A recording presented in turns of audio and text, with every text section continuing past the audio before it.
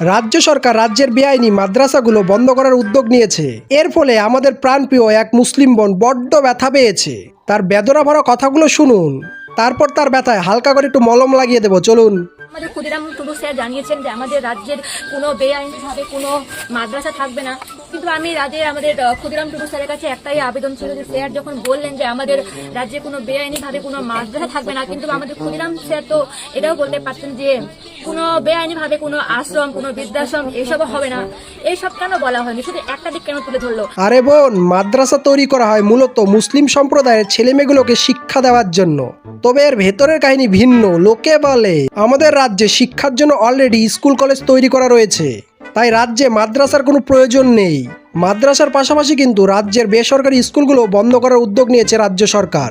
সেটা তোর চোখে পড়েনি, পড়বেই বা কোথার থেকে? তুই তো নিজ ধর্মে অন্ধ হয়ে রয়েছিস। আর বৃদ্ধাশ্রম তৈরি করা হয় মূলত যেসব বাবা মাগুলোর শেষ বয়সে খেয়াল রাখার মতো কেউ থাকে না, তারা যেন শেষ বয়সটা একটু ভালোভাবে কাটাতে পারে, তার জন্য বৃদ্ধাশ্রম তৈরি করা হয়। আর আশ্রম তৈরি করা হয় মূলত মানসিক শান্তির জন্য।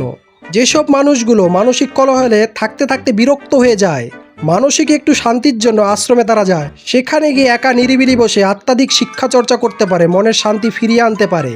আশ্রমে কোনো অসামাজিক কার্যকলাপ করা হয় না।